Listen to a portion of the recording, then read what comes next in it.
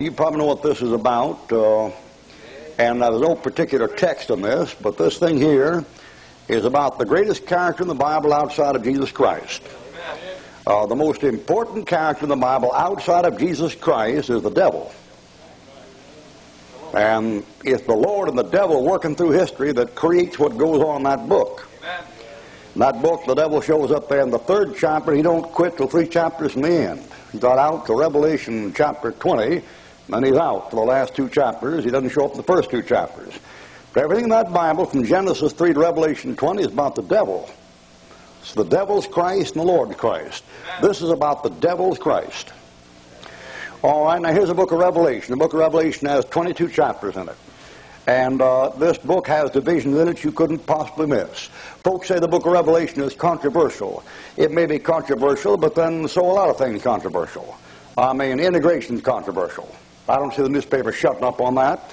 The UN is controversial. I don't see them shutting up on that. Gorbachev is controversial. Isn't it strange how you can talk about anything controversial except when you get in religion? Amen. And everybody starts to get this nervous as a clam at low tide. There's something wrong. Well, here's the book of Revelation. It has 22 chapters. In that book, a door in heaven opens 2 times and 2 times only. It opens once in chapter 4 and somebody goes up. It opens again in chapter 19 and somebody comes down. Now, you couldn't miss that if you couldn't find a bowling ball in a bathtub. The door opens heaven twice. The first time it opens, somebody goes up. The next time it comes down. That divides the book of Revelation into 3 parts. It's absolutely certain. 3 parts. The Lord told John, write the things which you have seen, there's 1 part. Write the things that are, there's the 2nd part. Write the things that are to come, there's the 3rd part. I wish all the books in the Bible were that well outlined. It's not that the book of Revelation is hard to understand, folks. It's hard to believe. That's the problem. All right? Now, Jesus Christ died on the cross, was buried, and rose from the dead. When he rose from the dead, you read back there in Matthew chapter 27, the bodies of many of the saints that arose at the resurrection and came out of the graves after the resurrection. You read in Ephesians chapter 4 that when he ascended on high, led captivity captive and gave gifts to men. You read in 1 Corinthians chapter 15, when Christ rose up, he took the first fruits, plural, with him. First fruits. The first fruits of what? A resurrection. 1 Corinthians 15, the resurrection chapter. He says, every man will come up in his own order. Christ, the first fruits. Afterward, those that are Christ coming, then cometh the end. So in the 1 Corinthians chapter 15, the resurrection is laid out as Christ the first fruits. Afterward, those that are Christ at his coming, and then cometh the end. What's that? That's 3 parts of the first resurrection. All the trouble you have in America today is the fact that people are trying to teach you the church is going to go through the tribulation and come up over here. Amen. It's not going through the tribulation and come up over there. The resurrection has 3 parts to it. Now, you know that if you read your Bible, because Paul says, but some will say, with what body do they come up from the dead? Thou fool. That's a nice way to talk, folks. Thou fool, that which thou sowest is not quickened except it die. And the body thou sowest is not the body that shall be, but bare grain, and God gives it the bodies that please him, and so forth and so on. So when you get to 1 Corinthians 15, you're playing toward the resurrection like a garden, where you plant grain. All right, you go out there and first of all, you have the first fruits. That's the stuff when it first gets ripe. Then it all gets ripe and you go out and pick it. That's a harvest. You don't only get all of it, there's gleanings over here. The resurrection is like a harvest. He told you that, 1 Corinthians 15. Now what they're doing now is saying, well, you folks looking for the rapture, you're never going to have any rapture, you're going to go in the tribulation. No, we're not going in the tribulation. You say there's a rapture in Matthew 24. Sure, there's a rapture in Matthew 24, but in yours, you're not even there. Whoever gets caught out in Matthew 24 is in Judea. And they're fleeing to the mountains. And they're observing the Sabbath. And they're going to the holy place. And they're waiting for the Son of Man. That isn't you. Amen. You're not Judea. You're not fleeing the mountains. You're not keeping the Sabbath. And you're not waiting for the Son of Man. Amen. You take Paul, every time he mentions Jesus Christ, he says, Son of God, Son of God, Son of God. The term Son of Man doesn't occur 1 time in 13 Pauline epistles. All right, you got first fruits. There's a resurrection here, there's one here, there's one here.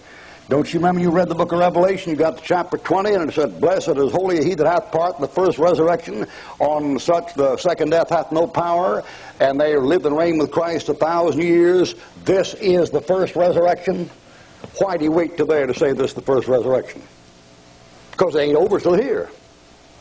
The first resurrection is not over till there, because it has three parts. First fruits, harvest, gleanings. All right, now in Revelation chapter 4, you read, after these things I looked, and behold, the door was opened to heaven. I heard a voice whirl like a trumpet calling me and talking to me, and it said, come up hither, and I will show thee things that must be hereafter. So John was caught up there. John is one of the clearest types of Christ, of the church anywhere in the Bible. You take John, he was referred to himself as the disciple whom Jesus loved. Why say that? He loved them all, didn't he? Doesn't it say, having loved his own, he loved them to the end? Father, those thou gavest me, I have lost none, save the son of perdition, that the scripture might be fulfilled. All right, he said he loved them all, but John kept saying the disciple whom he loved, the disciple whom he loved. Why did he say that? Because God so loved the world, that's all of you, he gave his only begotten Son, but Christ loved the church and gave him, see that thing? And loved himself and gave himself for it. There's a special love God manifests toward the church that isn't manifested toward the world. And there's a special love manifest toward John that isn't manifest to Peter and James and the rest of them. Folks, it's so simple if you just have a dime store, $1.50 Bible, amen, which will now cost you $7. I mean, when John's at the Lord's Supper, he's laying his head on Christ's breast. They're reclining on couches there like this, and John's got his head right over there. Where is that? That's the fifth rib. Where is that? That's where Eve came from. The bride of Christ had his head right there. You doubt that John's the type of the church? You remember what he said in John chapter 21? He said, this fella, he's going to tarry till I come. And Peter's out there, wanted to know who it was, and he said, don't you worry about him, you follow me. Then they went back saying abroad that the disciple, John, wouldn't die. But the Lord didn't say he wouldn't die. He said, if he tarry till I come, what's that to thee? John had to be a picture of somebody who's going to tarry till the Lord comes, and some of them may be dead when he comes. So he didn't say he wouldn't die. You see? I mean, nothing like a Bible to interpret a Bible and straighten out a Bible. Amen. Folks said the Greek and Hebrew scholars say they are out of their skulls. Amen. They don't know what they're talking about. The best interpreter of the Scripture is the Scripture. All right, heaven open, somebody goes up there, heaven opens up here, and somebody comes down here. There's no doubt about who comes down here, because in Revelation 19 he says, the marriage of the Lamb is come, and his bride has made herself ready, and to her was be granted, she should be arrayed in fine linen, for fine linen is the rights of saints. I saw a door open in heaven, and a white horse, and the armies that followed him were clad with white linen, fine and clean. There's no problem. The problem is some dumb, stupid church that thinks it's infallible, amen, that, they couldn't hit a broadside of a barn with a bunch of bananas. The door opens, the church goes up. The door opens, the church comes down. When she goes up a woman. When she comes down as an army. Who is she that shineth forth, fair as the moon, clear as the sun, terrible as an army with banners? Song of Solomon. It's all there. All you got to do is pick up a Bible and read it. But who reads the Bible these days? All right, cut up here, comes back here. Now, you know what I'm going to talk about tonight? I'm going to talk about what takes place in there. I'm going to talk about what takes place after we're caught out and before we come back. When you read Revelation 5, 6, 7, 8, 9, 10, 11, 12, 13, 14, 15, 16, 17, 18, 19, you're reading future prophecy. You're reading what's going to take place in this earth in the next 5 or 10 years. Maybe in the next 1 or 2 years. But it's getting closer and closer and closer. Amen. If my guess is right, you only got 4 days left. Amen. And folks say, what if he doesn't come? Nothing, we'll just go right on ahead. Amen. I've booked meetings through July and August. I'm no wiser not. I'm one of these dumb nuts that go around and say 88 reasons why I haven't got the sense God gave a brass monkey. I mean, if the calendar is right, the best time to guess is the Jewish Pentecost in the spring of 1989. If the calendar isn't right, nobody can guess. Why has he not got another book out now? Why he missed it by a year? Oh, that silly nut. I mean, if he misses this year, you know what he'll do out? He'll pull it out the next year saying, why I missed it 2 years. You won't hear another peep from me. After the 21st, you know, I'll tell you, buy some guns and ammo and settle down for a long, hard trek, boy. All right? This period here, what we're talking about, you see, what's that got to do with Santa Claus? I'll show you in just a minute. All right, if you have a Bible, take your Bible, turn to Revelation chapter 6. You get Revelation 6 in one hand, you get Revelation 22 in the other. 19, Revelation 19. Revelation 19 in one hand, Revelation 6 in the other. I want to have you look at a couple of horsemen. I mean, when it's Trigger or Rex or Joker or whatever it is, or Hi-Ho Silver, it's a white horse, and that comes right out of that book you got in your lap. Why, Revelation chapter 6, verse 1. With a voice like thunder, I heard the voice of the first beast said, "Come and see." And I looked, and behold, a white horse, and him that sat upon it, who had a crown, and had a bow, and he went forth conquering and to conquer. See that thing? That's a white horse rider.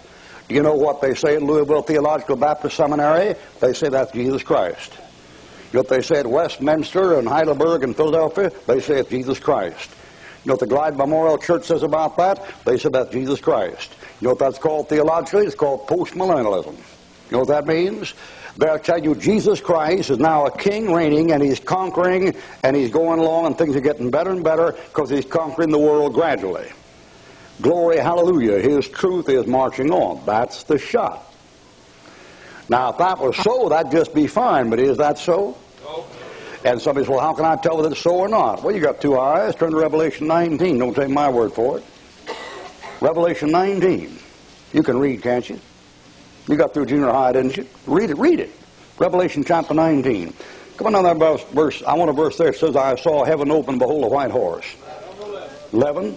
Oh, I come down 11, 12, 13. He sat upon him, you know, and does he have a crown or many crowns? This fellow has one crown. This white horse rider has many crowns. Look at that thing you're reading right there. Verse 11, 12, 13, 14. Does that rider have a bow? What has he got? He got a sword. That white horse rider has a sword coming out of his mouth. This one got a bow. You say, what's the difference? The difference is English. One word is B-O-W, bow. The other word is S-W-O-R-D. In the Greek, that means bow and sword. All right, this one has one crown, and he has a bow. That one has many crowns and a sword. They're not the same. You think they're the same? Revelation chapter 19, I want a verse there. It says, the armies in heaven followed him. 14. Well, that white horse rider there, the armies in heaven follow him. Go back to chapter 6 and look what follows that bird.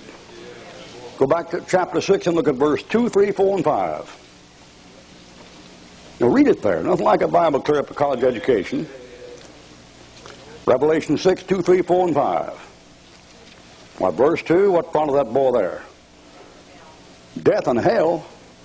Come on down there, famine. Come on down there, death and hell, and a red horse with a sword and peace. Why, that isn't Jesus Christ. So that white horse rider is not that white horse rider. They're not the same. You say, well, Ruppin, if that's so, every major theological seminary in the world is wrong. You got it, they are. Amen. Folks say, well, in that case, Ruckman, you think you're right and everybody else is wrong. Correct. That's absolutely correct. When the Bible says one thing and they say something else, they can take a long walk on a short pier. All right, now look, you got to admit there must be an awful lot alike, because how could they get him confused if they weren't a lot alike? They're both kings. That's the word for king in Latin. It's rex. If a fellow's a leader, they call him this. They call him a dukes. Our word duke is from that. But you take that thing right there, that fellow shows up, he's not the real thing, so you see he's actually a hoax. One might say he's a jinx. But you got to admit he's a perfect copy.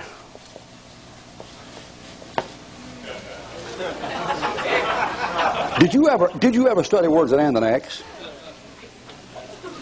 Probably nothing to it. All right, this fellow shows up like this. The Antichrist comes along, and he shows up. When he comes up, he's almost exactly like the Lord. You could hardly tell him apart. As a matter of fact, if it weren't for the Bible, you couldn't tell him apart. And that's where people make a big error. They think that the Lord, you know, is this. They always picture Jesus Christ, these movies like The Last Temptation of Christ and Jesus Superstar and all this rotten, cheap, leaven, dope-headed, fornicating slop. They always put him as a kind of swishing around and with this bass voice, you know. You ever see these modernistic films of Jesus Christ? Blessed are the meek in spirit, for they shall inherit the earth, you know, kind of stuff. Hey, man, he's a carpenter for 18 years. Amen. You ever see a carpenter swishing around? Blessed are the pure in heart, for they shall see God. Well, that isn't Jesus Christ. That's an Episcopalian rector, and somebody wrecked him. Jesus Christ is sleeping outdoors at night. The foxes have holes, the birds of the air have nests, but the Son of Man hath nowhere. What kind of a wimp do you think he was? Well, that little thinking Jesus Christ superstar, that anemic fella, you cut him, he'd have to do 10 push-ups before he could bleed. Give him a job as a lifeguard in a spa. Why, when Pilate sees Jesus Christ, he says, behold, the man, the man, the man. Jesus Christ is an ordinary, common Jewish man. Ruddy, outdoor, calluses on the hands. They got this kind of a sanctified character. They got the devil, this mean old ugly horrible looking thing. Listen, I know the devil's a dragon. I know he's an ox, an anointed cherub as far as the reality is concerned, but he doesn't appear that way. The Bible says he appears an angel of light. That means the devil got in this pulpit, some of you wouldn't know him. You know, you never have to worry about people like me and Carl Lackey and Mays Jackson and John Mitchell and all. You never have to worry about us. You know why? We can't fool anybody. See, we're not wolves in sheep clothing. We're sheep in wolves' clothing. You never have to worry about these fellows that rage and roar and stamp and spit and slam the Bible and holler. You never have to worry about them. Yes, sir. The bird, you better look out. Forth the guy stands up there and says, it is better to light a candle than to curse the darkness. Amen. Lord, make me an instrument of thy peace. Eeny, meeny, miny, mo. Blessed be the fruit of the loom. Hail Mary, full of grapes. Now listen, you better look out for that stuff. It's those smooth, slick birds you got to look out for. It's this. You know, after all, there's so much good in the worst of us, and so much bad in the best of us. It ill behooves us to judge one another. And I'm sure the loving, kindly Heavenly Father would never send anybody to such a terrible, you get that Britain, a terrible place as hell. Go to hell, you burn like a grease ball, boy. Fry like a hamburger.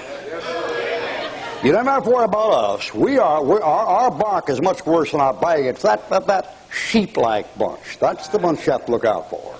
Why, did you ever see how close the devil and Jesus are in that book? Look at here. Jesus Christ is called Christ. You know what that word is in the Old Testament? It's Messiah, anointed. You know what the Bible says about the devil in Ezekiel 28? He's the anointed cherub that covers. You couldn't tell them apart. Didn't you ever read in your Bible Jesus Christ was the Lion of the tribe of Judah? The Bible says, be sober, because your adversary, the devil, goes about as a roaring lion. Didn't you ever read in your Bible where Christ said, as Moses lifted up the serpent in the wilderness, so must the Son of Man be lifted up? That's what the devil is in Genesis. Why, they're so close you couldn't possibly tell them apart. Jesus Christ has a bride, and she's a city, New Jerusalem. The devil has a bride, and she's a city, she's Babylon. Jesus Christ said, it is written, and quotes the scripture. You know what the devil does? He puts it right back on him. And said, it is written again, throw the scripture back at him. You couldn't tell them apart. You know Americans are crazy with the way they respond. American Christians are like animals, just like dogs. I raised German Shepherds if I raised anything. And my old German Shepherd Fritz at home, if he come to the door, if he came to the door, I'd say, good dog, good dog, good dog. And he'd cower down, tuck his tail between his legs, and drop his ears. I could come down and say, hello there, you sir, I'd give him nothing, but I'm going to take you out in the backyard and shoot you. And he'd just wag his tail and smile, you know. You know why? He isn't hearing what I'm saying. He's listening, he's doing just what some of you dogs are doing right now. You are listening to the tone of my voice. And that goes for a lot of you meatheads out there in the television audience. That's why your wife told you to turn it off. Hey, boy? I mean, all you do, listen, all you do is just at the tone of my voice say, I don't like the tone of his voice. Well, stupid, get the wax out of your ears, maybe you'll learn something. You know, I'm enjoying this if you're not. When I was ordained, I hate to say this, but I'm an ordained Southern Baptist minister. Can you imagine that? Hugh Powell was moderator of the association. I was ordained in the Escambia Bay County Association, and my pastor was moderator of the association when I was ordained. And every year we had what we call simultaneous revivals. And out front of the church, you put a little sign that said, Jesus Christ is the answer. At about 1960, they changed that. And it said, Christ is the answer. At about 1970, they did away with that. They had a TV program called This is the Answer. Somebody went from Jesus to Christ to a neuter. They backslid. That's a title. That isn't his name. That's a title. Christ is a title. The devil has that title. You couldn't tell them apart. Do you ever see how close those things are? Jesus Christ is called the angel of the Lord. The Bible says, and no wonder, for Satan himself is transformed into an angel of light, and God is light, and in him there is no darkness. They're close. That's why the fellow you have to look out for is not some fellow like, Jim Jones, or some fellow like Adolf Hitler. You know what they are. You know what the mafia is. You know what they are. The bird you better look out for is that.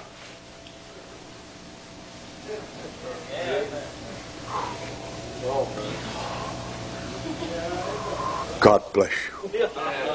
Ho, ho, ho, ho, ho. That's a wolf take out your jugular vein. All right, now they're close, but they're not the same. All right, this man that comes in here like this has a number, he has a mark, he has a name, he has a sign, he has a letter, he has a race, he has a religion. He has all those things. He's pretty hard to figure out. One might say he's a paradox. We know one thing about him. Here's the mind that hath wisdom. Let him that hath understanding count the number of the beast, for it is the number of a man, and his number is 666. By the way, that word in Greek looks like that. Hex. Did you ever study words that end in X? Probably nothing to it. I know what the devil is called back there in the Old Testament. I know what they bury in, and the tribulation they're beheaded, according to Revelation chapter 20. I like that one there. You want to try that one there? I got a real good one for you. How about that one there? There's probably nothing to it. All right, he has a number, 666. Now he has a bow. He has a bow. Now this fellow's a bowman, but if you read the past, you notice he didn't have any arrows. So what he does peaceably. Amen. Peaceably. That word happens to be this. But there's probably nothing to it. All right, now he takes that bow and he pulls back that bow like that and lets it go. And you see? Now the Boy Scouts that. Maybe a 90-pound bow, but a 70-pound bow, a Syrian bow, 2 fingers. Like that. Somebody says, well, that means peace. Not on your tin type it means peace. God has never met peace one time in the history of the universe. Somebody's pulling your leg. Tit-tat-toe. 3 in a row. I'm going to cross myself. You going to cross yourself? You mean the cross? I know what that is. That's crux. Here, that old Roman, he might have believed in that kind of stuff, but Christ said, go tell that old fox. But there's probably nothing to it. All right, so cross himself like this. See, fellow said, I'm crossing myself. It's a sign of the cross. Listen. Christ hath redeemed us from the curse of the law, being made a curse for us, for it is written. Never mind what the Papa says. Amen. It is written. It'll be after they buried him. It is written, Christ hath redeemed us from the curse of the law, being made a curse for us, for it is written, cursed is everyone that hangs on a tree. You're going to put the tree in front of you, you're under a curse. Curse yourself 3 times a day. Every time the bell rings, cuss, cuss, cuss, cuss. Mouth full of cursing and bitterness. That's a sign of a curse. One of my friends said it's a good thing that Christ wasn't hung, or you'd have to go around going... That's That's a crude way of putting it. Now, you see that thing right there? I mean, I told a lie, but I have my fingers crossed.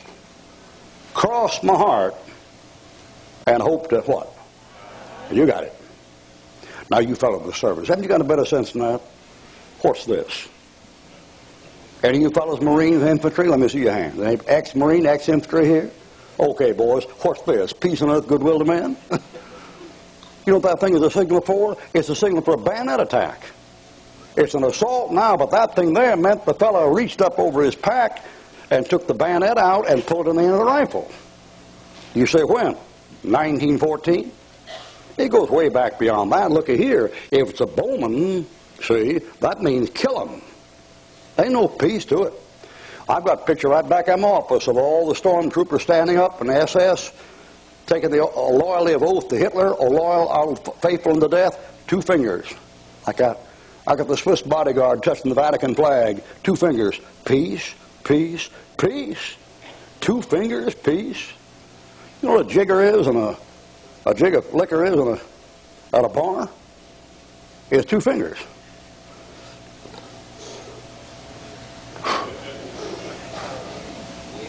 Coffin nails. You know what that means? Fellow says V for victory. That means unconditional surrender to war. Winston Churchill. That never did mean anything else. Never meant peace.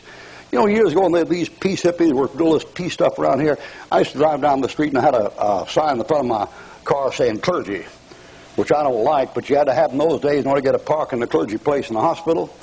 And when I drive behind a high school bus or a middle school bus, the kids would look out the back window and see that clergy thing on there, and they'd all go, you know, I'd give them this. You know, bugged them something fierce, man, bothered them bad. Oh, that's 666. You ever said those letters that end with X? Aren't those letters the strangest thing you ever saw? Probably nothing to it, but if you take the mark of the beast, a grievous sore falls on you according to that book. Onto this character here, turn to Revelation chapter 13. This character is likened to an animal, and it's perfectly legitimate because the Bible likens men to animals throughout. For example, prayer warriors are said to be like eagles that mount up with wings. People who are false prophets are likened to wolves in sheep's clothing. God's people are likened to sheep. Jesus Christ is called a good shepherd. Behold the Lamb of God that they see. I mean, when the Bible speaks about Jesus Christ, he says, as of a lamb without spot or blemish. Now, when God wants to speak about this man coming up, whom we call the son of perdition, the Antichrist, the Bible likes him the most spotted creature you get your hands on. Revelation 13, verse 2. And I saw a beast come up out of the sea, and the beast was like a leopard, and it had a mouth like a lion and feet like a bear, and the dragon gave that beast great power and authority. Is that thing there? Or that animal's like a leopard. That thing has a head, body, tail, thighs, legs of a leopard. Then it has a mouth like a lion. You might say it's an English-speaking beast. And it has feet like a bear. You might say it kind of moves like the Communist Party. But it's spotted. The leopard is an integrated animal. The old leopard has a white belly on the bottom for Japheth, and he has a yellow-brown skin all over him like Shem, and he has black spots all over him like an African. Most of him is yellow-brown. You say, why? Because most people are yellow-brown. Most people are brown people. Why, he's called a leopard in that passage. Now, leopard is a cat. The Latin has a funny word for cat. A black cat is called a felix. But if it's just black, it's Styx. That's the word for black. And where I think is a little bit different. It's lynx. Did you ever study words end in X? Probably nothing to it. Well, this thing here is a leopard sitting here like this, and here's this leopard, and what you need to do is put a tiger in your tank. Because the tiger is yellow-brown with a white stomach and black stripes. But SO won't do it, so it has to be, look out, X on. Or as they say, X marks the spot. X marks the spot. Can the Ethiopian change his skin or the leopard change his spots? And the beast I saw was like a leopard. If you can't put your name down here, just sign X. on the bottom. I think X in mathematics is the unknown quantity, isn't it? This fellow here is Mr. X. Mr. X. And he connect with X, or we might say from the standpoint of Santa Claus, X-Mass. Isn't that a strange thing? Isn't it strange how that King James Bible operates all the number systems and the college systems and the computers and the UN, the whole thing, whether you believe it or not? The fact you don't believe it couldn't amount to any less. Now take that word right there. Isn't that a character? Look at that thing. What do you suppose happens if you put that N over there? Amen. Wouldn't that be a strange word? Yes, sir. Coming down out of the north, red. Isn't that a strange thing? Somebody said, well, it's not over there. Yeah, but it's all screwed up the way it is. You say, why? Why, there's no such thing as Santa Claus. You Spanish-speaking people, you know what a male is. He's San. Santa's a female. Santa Lucia, dum, dum, da, da. Santa Maria. Not San Maria. Not Santa Jose, surely. Not Santa Francisco. San Francisco. San Jose. S-A-N is masculine. Anybody knows that. S-A-N-T-A is feminine. What is a feminine name doing on a masculine man? A hermaphrodite or what? Unisex? Now listen. Over there in Egypt, I saw something one time. You know what it's called? You'd never guess. It's called a sphinx. And that sphinx lying out in that ground, that thing has a lion's body, and then it has a man's face and woman's hair in that thing. It's hermaphrodite. The thing is male and female. And if you flew over that thing, you'd see the sphinx lying here like this, lying there on the ground like that, in the sand. And then right next to him, if you flew over in a plane, you'd see 3 pyramids, just like that. If you flew over the top of them, you know what you'd see? Tit-tat-toe, 3 in a row. XXX. Somebody says, what's the riddle of the Sphinx? Well, that's easy. It's in the King James Bible. The fact that no philosopher or scientist could figure out is normal. Because it's negative. That thing is a cat man, that thing. Cat. You'll remember that one. C-A-T, cat. And it's both sexes. It's integrated. XXX, or to put it the other way, X, X, X. X marks the spot. Did you ever drive down the road and look at the telephone poles real careful? I'll get you nervous before you're through that book. What are those wires doing hanging on them trees? He says, cursed he that hangs on a tree. You see, you're not telling us something wrong with electricity, are you, Ruckman? Yeah, matter of fact, I am. I think it's the devil, frankly. I've always thought that. I read my Bible, I saw Satan fall as lightning from heaven, and ever since Ben Franklin got messing with it, I've just wondered about it. I should take that thing right there. He has a letter. His letter is X. He has a mark. His mark is a black spot. They say down at the lodge they blackballed him. You try to get rid of the blackheads. I believe they say it's behind the 8 ball. Come on, boys. What color is the 8 ball? Pink? How many know what the color of the 8 ball is? Let me see your hands. Well, you bunch of racial bigots. You can't beat that book with a stick. Can the Ethiopian change his skin? Or the leopard change his spots? X marks the spot. Someday you're going to have to do what I did. I used to kneel down in St. Francis and St. Michael's, and my priest would come down there at a certain time of year and take the little statue and rub it. You kiss it, you have to rub it so you don't get AIDS for the, the queer next to you kissed it. And rub that thing, you'd kiss that thing, and then he'd take those ashes and you'd put those ashes in like this, and then you'd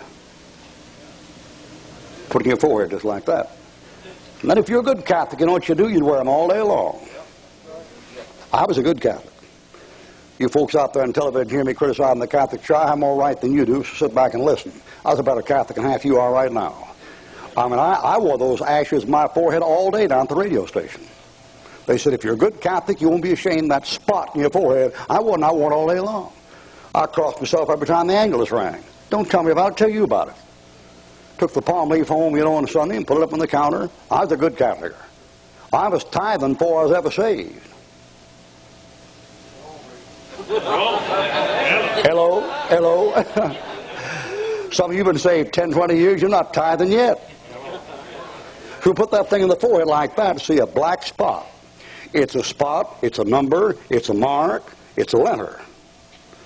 All right? He has to have a name, he has to have a sign, he has to have a religion. All right? What's his name? Take your Bible and turn to John chapter 17, get that in one hand, and get 2 Thessalonians 2 in the other. We know what his number is. His number is 6,306.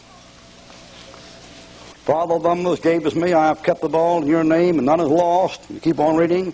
Save the son of perdition, that the scripture might be fulfilled. Now look at that thing. Who's he talking about there? He's talking about Judas. He called him the son of perdition. Oh, I come to 2 Thessalonians chapter 2, and look what he's called there. 2 Thessalonians chapter 2, start there about verse 1. Let no man trouble you by any means, of the day of Christ at hand.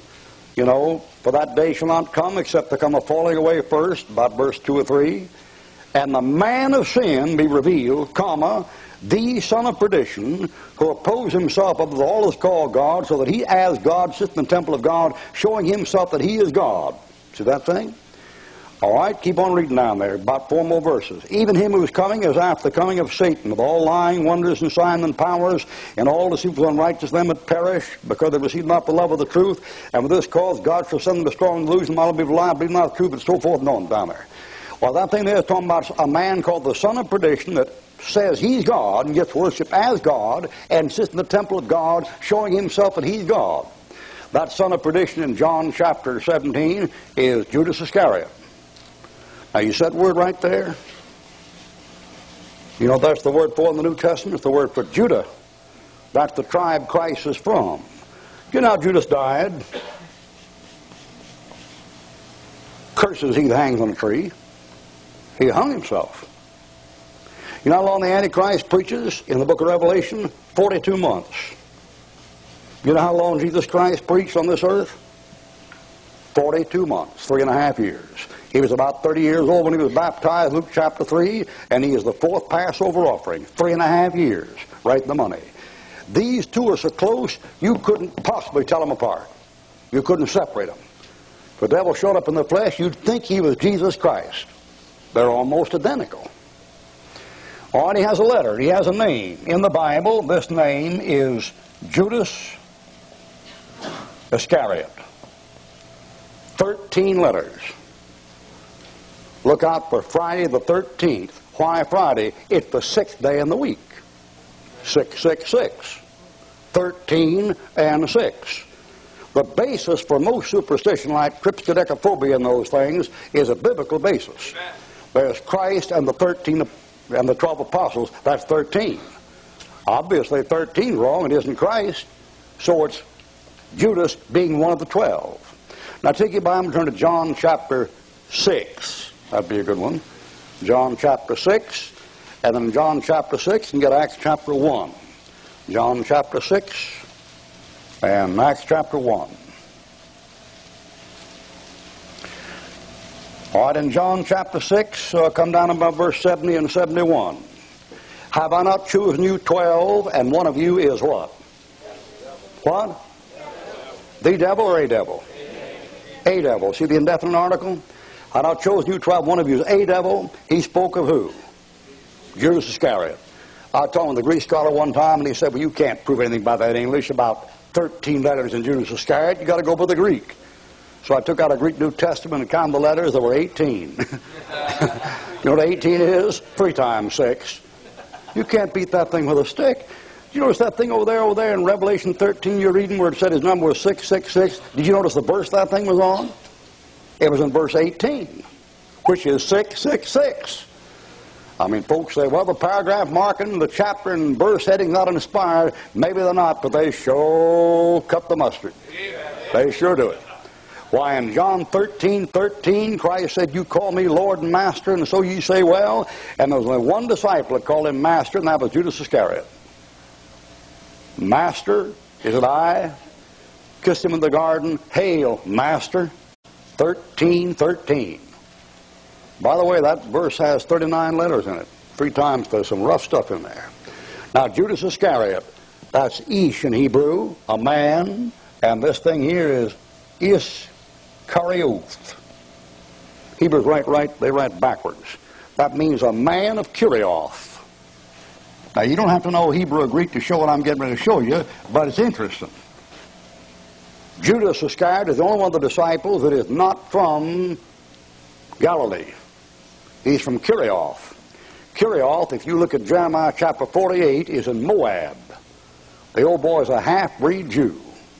The Moabites come from Lot's daughter by incest when he's drunk in a cave. Genesis chapter 20. All right, now there in the past you're reading. He's a devil, the Bible says. Now come to Acts chapter 1. In Acts chapter 1, come down about 4 verses from the end of the chapter. I want a verse there that says, from which Judas by transgression fell, that he might go to his own place. What is it? 25. Why, when Judas dies, he doesn't go to hell. He goes to his own place. Then it's his place. What is his place? Turn to Revelation chapter 9. Revelation chapter 9. Revelation chapter 9. Revelation chapter 9, I want a verse there that says, and they had a king over them who was the angel of the bottomless pit. 11. 9:11. Who hath his name in the Hebrew tongue Abaddon, but in the Greek tongue Apollyon. That word means destroyer. Our first moon rocket is named after Satan. Apollos. You know what Apollos is? He's a Greek god that's supposed to be down in the underworld waiting to come up in the springtime. That's Apollos. Apollyon. In that passage you're reading right there, he's the angel of the bottomless pit. All right, that bird there is called, you know what Abaddon and Apollyon mean? They mean perdition, destruction. Come across them, pick up Revelation chapter 17. Revelation chapter 17, notice whatever that thing is down there, it's going to come up. He's going to go, and when he goes back, he goes into perdition because he's the son of perdition. I want a verse from Revelation 17 that says, the beast that was and is not, and yet is, 8. Revelation 17:8. The beast was. He was a man that was there, and is not. He wasn't there at the time John wrote. And shall ascend. He's coming up. He's coming up. He's coming up. You see those pictures I showed you at graduation? He's coming up. Amen. He will ascend out of the bottomless pit and go into where? Where? Perdition. Say it again. Perdition. That's it. Why? He's the son of perdition. Amen. How many of you have a King James Bible that has a dedicatory in the front of it? Anybody got one? Try a camera over here, Brother Douglas.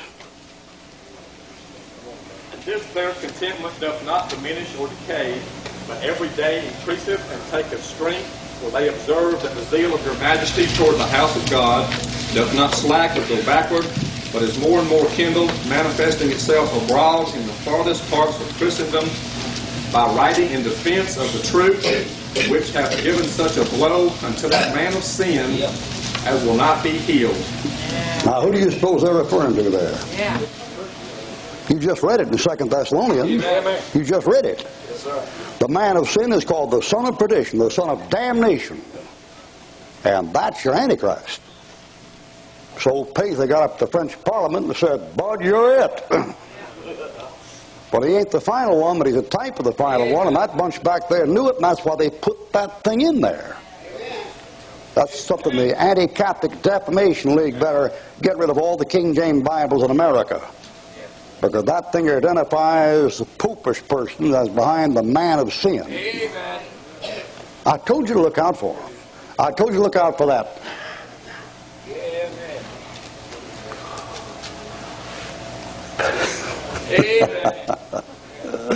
Old pious figure. All right, Judas Iscariot, set that right there. That's a man outside the land. That thing is a half-breed coming in there. He won't profess to be Judas. I don't guess he would. Nobody'd follow him if he did, but that's his name. What's his sign? Well, you know what his sign is. When he came to the garden to betray Jesus Christ, he gave them a sign and said, whomever I kiss, the same as he. So the kids sign their love letters with. And there isn't a middle school kid in America even knows why he does it. Love and kisses. X, X, X, X, X, X. You better look out. You see that little thing right there, that innocent little thing right there? Amen. You've been getting that in your grocery store goods now for almost 4 years. You know what those bars represent? They represent numbers. The first 2 bars are too thin line like that, and the middle 2 bars are too thin line like that, and the end 2 bars are 2 bars like that. You get that code, and there's a book on it that has that code broken down. You'll find that number is 6, and that number is 6, and that number is 6. You pass over that little thing at the counter. That little thing at the counter is coming out like that, and it's got 6 prongs on it. So every day you buy groceries, the little old 666 is going 6 beep, beep, beep, beep, beep, beep, beep, beep, beep, beep, and setting you up. Amen. You're going to live to see a time if you don't have that 666 right there, or the mark right there, or right there, you can't buy your groceries. Oh, and that thing there is now, what's this race? This race is a half-breed. The Moabites come from Lot. This thing is a half-breed Syrian Jew. That's what you're looking for. The final one who shows up, he'll show up. In order to make way for that fellow to show up, the Pope has to make overtures to Mohammedans there in Syria. In order for that fellow to show up, the Pope has to take an anti-Jewish stand against Zionism and work with the Syrians and the Muslims. So that bird gets in. Somebody says, well, how in the world could a Jew ever get to be a pope? Well, that isn't hard at all. They got a French Jew right now as a cardinal. 2 years ago, they made a French Jew a cardinal. You elect your pope and your cardinals. What is religion? Well, by now you shouldn't have to guess. You say, why? It's a cat. Do you know what we called a black musician in the swing band in the 30s? Before you knew what jazz and swing and rock and acid rock were? We called him a cat. That's what he was called. He was called a cool cat. That's what he was called, if he was cool. All right? That thing is a cat. You look at that thing right there.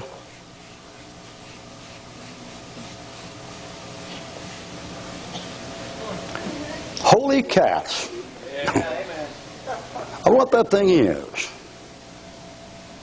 You know what Father Sullivan, my old priest, told me? He told me in my convert courses that word meant universal. That meant whole or complete. All the body of Christians under one head.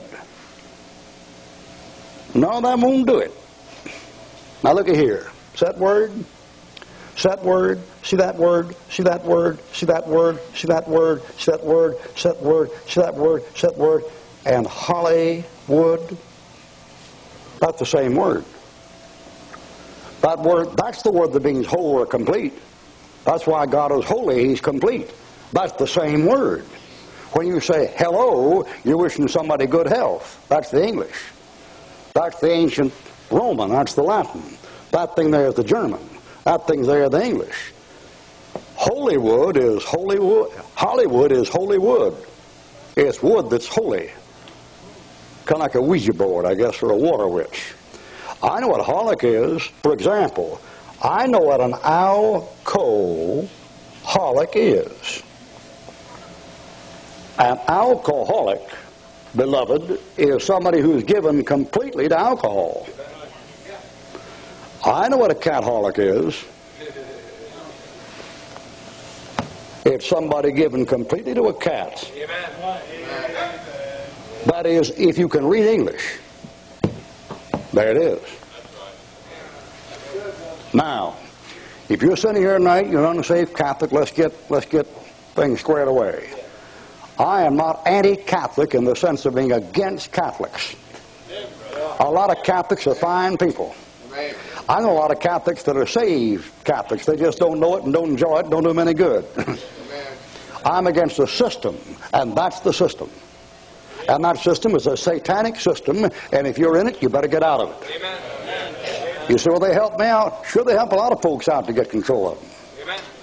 They help Vietnamese out, Cambodians. They'll take all the money America's got to help people out to get them across the border and get you to support them with tax money. That system is a satanic system. You better get out of it.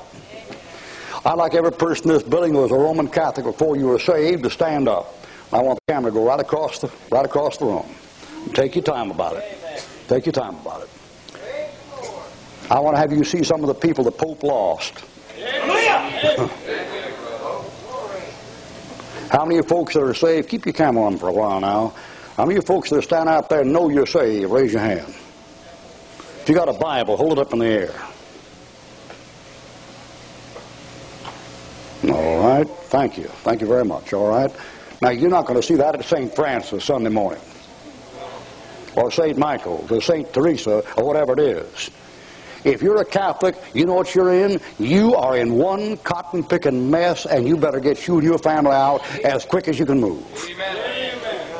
I was debating with old Carl Keating, that Catholic lawyer out there in San Diego a couple of years back, and I was making fun of his Pope, which I always enjoy doing.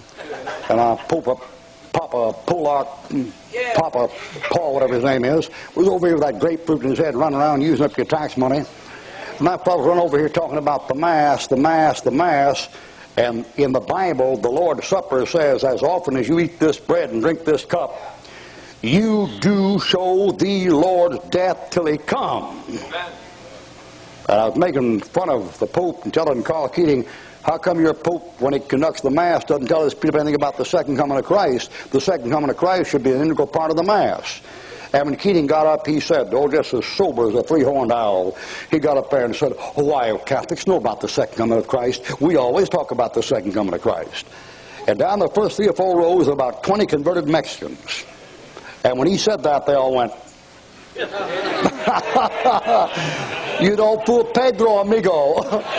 Chile con carne, fajita burrito. He got better sense, man. He knew before he got saved, they never told him nothing about the second coming of Christ. How many of you people raise your hands and never heard about the second coming of Christ all your time you're in the Catholic Church? Raise your hand. There's your testimony for that thing.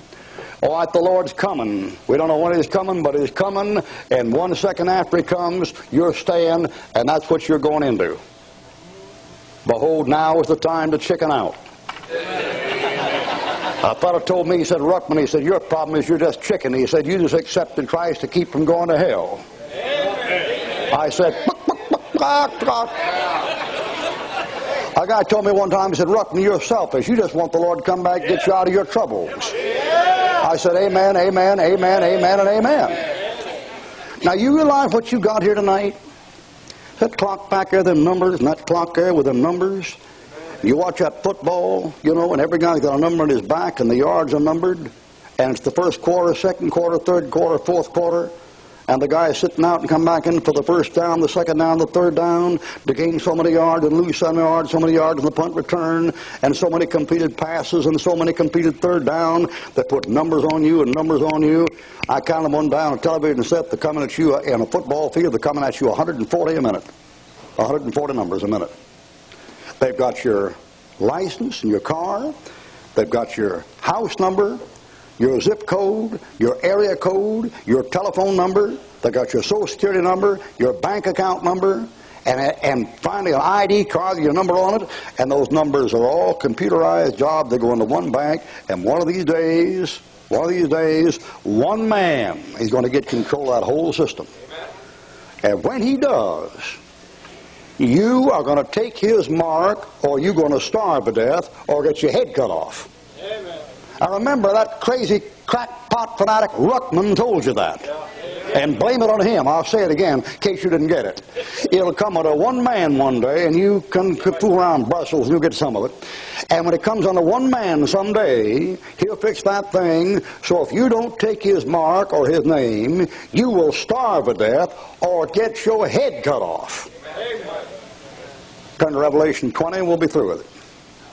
Revelation 20. Somebody back there at the back, stand up a real loud voice. I want you guys to preach in the street. To say, all right, good, brother. Brother Hines, get that fellow back there. I want you to read us Revelation 20, verse 1, 2, and 3. Now, brother, about twice that loud. About twice that loud. I saw an angel come down from heaven, having the key of the bottomless pit, Yeah. and a great chain in his hand. Yeah. They laid hold of the dragon, Yeah. that old serpent, which is the devil and Satan, and bound him 1,000 years, and cast him into the bottomless pit, and shut him up, and set his seal upon him, that he should deceive the nations no more, Yeah. till the 1,000 years should be fulfilled. And after that, he was loosed for a little season. Go ahead. Read a couple more. That's real good. Couple more. I saw thrones, and they that sat upon them, and the judgment was given unto Here we them. go. And I saw the souls Here we go. Go ahead. of them that were beheaded Then what for about the witness of Jesus, and for the word of God, and which had not worshipped the beast, neither his image, neither had received his mark upon the foreheads or in their hands. And they lived and reigned with Christ 1,000 years. But the rest of the dead lived not again until 1,000 years were finished. This is the first resurrection. Give me the first part of that thing, and you saw the souls that were what? Beheaded. Beheaded, yes. You see that? Capital punishment of the tribulation is by decapitation. You lose your head. All right. That'll be enough for a while. You ready to go? You be glad to see the Lord come? I can't imagine a Christian not wanting to see Jesus Christ come. Because if you were to come right now, you wouldn't have one problem left. One problem left. Problem's all over. All right, Father, we pray like John the Apostle did, even so come Lord Jesus. We're not going to give up hope. We're not going to get weary in well-doing, but the grace of God, giving us grace, Lord, the one that brought us thus far will get us the rest of the way home. If you don't come this spring, maybe it'll be this summer. If you don't come this summer, it'll be next fall. And we don't care when it is, just so it's tonight. And Lord, we're going to be disappointed any night you don't come. We'll be disappointed if you don't come tonight. Lord, we've been disappointed before. And if you tarry, then we'll just have to do the best we can. We pray that you'll come soon, Lord Jesus, and get us out of this mess. And Lord, we pray if there's any unsaved person here tonight, they might see what they're up against and not think they'll be brave enough and bold enough to endure what this world's going to have to endure in the next 5 or 6 years, or maybe even shorter than that. Maybe it's only a matter of a year now or less than that. But Lord, help somebody here tonight to have wisdom and understand and act tonight and receive your Christ the Savior before they're deceived by the devil's Christ. Before you have to send them a strong delusion, they might believe a lie. May they believe on the one that died in Calvary and was buried and rose from the dead and is still stretching out his arms to rebellious men and saying, come unto me all ye that labor and heavy laden, and I'll give you rest. And take my yoke and learn of me. My yoke is easy, my burden is light. Let's pray a little while. Heads bowed and eyes closed in prayer. I don't know what's going to happen. The devil shows up. If I was the devil, I'd come down to fly in a saucer. If I was the devil, about the time the Christian went out, I'd come down. I'd profess to come from outer space. I'd get all the suckers in one shot. They're all watching Star Wars and Star Trek and Darth Vader and aliens and UFOs, and they're all ready. They're all set up.